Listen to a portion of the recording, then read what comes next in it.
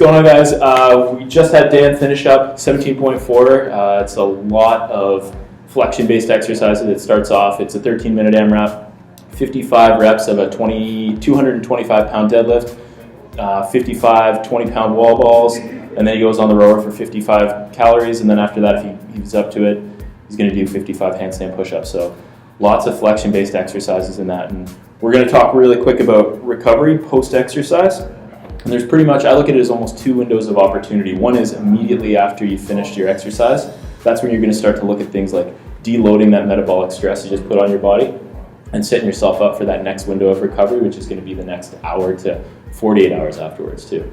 So Dan and I will go through a couple little strategies. I think that right away, first thing you want to do is you just want to keep the blood moving and start to clear some of that junk out of the system. It's 13 minutes is a pretty brutal amount of time to be exercising, regardless of what you're doing. So, not to mention the fact that there's going to be tons and tons of demand on the body to kind of resist flexion and all those things. So your back is smoked, your hammies, your glutes and everything are going to be pretty tired too.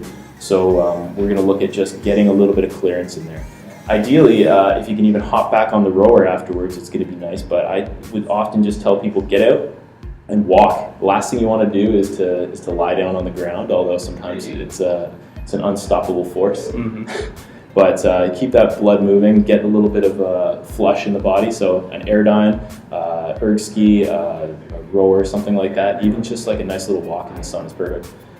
Then after that, we're going to start looking at things like what kind of nutrition do you want to get in your body. Usually it's that window of opportunity to get a lot of sugar back into the muscles and rebuild your glycogen storages. So there's kind of like that physical window, and then there's that nutrition window. So I'd say, if anything, you really want to make sure that by the time your stomach's ready to allow anything in there, you want to start consuming some water, a couple light calories and everything. Yeah, I think that biggest component is what you were talking about before, just kind of resisting that urge to just kind of like flop on the floor. The more you can kind of keep moving, kind of flush out all that like buildup and stuff.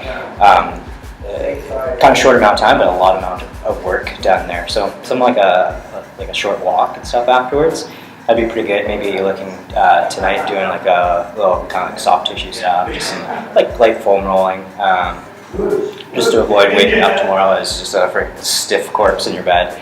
That being said, even probably like continuing on to tomorrow, just kind of seeing what kind of workout you might be doing. Sometimes some people like to kind of shy away, from kind of like keeping like moving and stuff like that, but even going and just doing like a light workout tomorrow, maybe even using those kind of like same muscle groups, is not gonna really do that like detrimental damage. Sometimes the best thing is kind of get back at it and keep moving again. As far as nutrition, I did a super scaled version of this workout yesterday, and my go-to is a little chocolate ice cream, and mini eggs are in season, so I smashed those bad boys up and sprinkled them on top. And then why don't we take Dan through a couple of the little mobility exercises that you can do tonight too. When the body's all cooled down and things start to settle, I think foam rolling can be a good way of maybe not necessarily like breaking down scar tissue, but kind of like influencing some of the systems in the body, like your lymphatic system, blood flow and everything, just a final way of clearing some stuff out. So why don't you hop on your back, man? We're going to start, actually Dan's already got he's got some knee, some calf, some hamstring issues that have been going on for a while. So for him, like a cool down is a really good time to pay particular attention to things that have already been kind of a weak spot for him.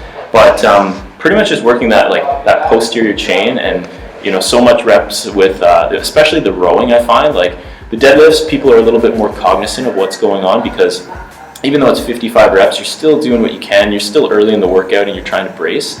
But I find that it's really in the rowing, and this is a repeat workout from last year. And when I did it, I was kind of like checking in with myself and realizing like, man, the row actually takes its toll on your back and your hammies more than you think. So like kind of what Dan's doing here, just a little bit of pressure with the other leg, a little undulation on the side, and pretty much working up from the calf, bottom of the heel cord to the calf, up into the hammy. And actually one thing that I kind of just like touch on quick is, I don't really recommend anyone use a foam roller in their low back itself, and it's just because the way that the facet joints are angled. If you can do a lot of compression, and it can actually stir up some stuff. So there's better stretches, there's better ways of kind of getting in there and loosening it up. But for the hamstrings, for the hips and the glutes, this is just a perfect way of doing it. And I actually almost I encourage him to try this too. So sit back just a little bit more, find a little tension, and then instead of just rolling back and forth in those small ways, I want you to think about taking your quad and contracting up against it, and then relax and come on up a little closer on the roller. Get a nice big squeeze and contract. So it's not so much that you're trying to punish yourself with it. It should be an experience where you can actually hold a conversation like this. You shouldn't be red in the face and about to scream. Myofascial release, I think we're learning more and more about it, is that it's more about all the other things that happen to the body when you put pressure in there, and it doesn't necessarily have to be hard for it to work efficiently. So sometimes, especially after a tough workout, it's nice to almost just get that lymphatic blood flow moving, and just kind of almost like guide that tissue healing a little bit more with some tension in there too. So you can work both sides, and then I would actually get him to just do some really simple stuff tonight when he's at home. So like a nice pigeon stretch. So for this, he's just going to bring one leg in front of the other. And what he's going to really focus on here is not, again, killing himself, but just allow himself to relax, keeping the core a little bit tighter so he's not arching in through the back, and really focusing on feeling that stretch on the outside of his hip here. And this is also a chance for him to just freestyle around a bit and find what particular parts are tight, you know.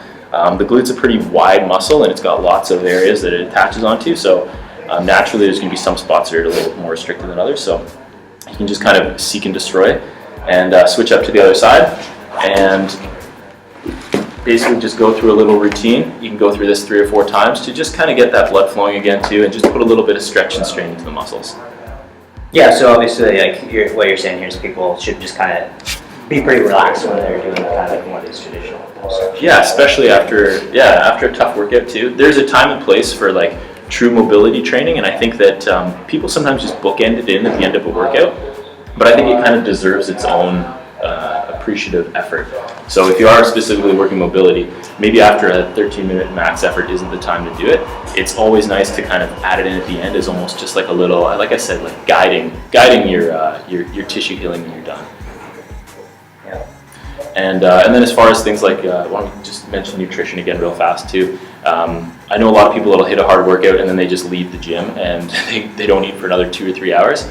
And I think that sometimes the best thing to do is to just have something handy when you know you're going to do a hard workout. So it can be a little protein shake, maybe with some carbohydrates in there too. You can grab an apple and some peanut butter. You can grab chocolate ice cream. Anything that's going to get a little bit of calories in you. And typically there's like some mixed opinions on this, but I think that something pretty sugary really fast after is going to be good because it just gets into your system fast, and you can recover up for your next workout tomorrow. But yeah, good? Yeah.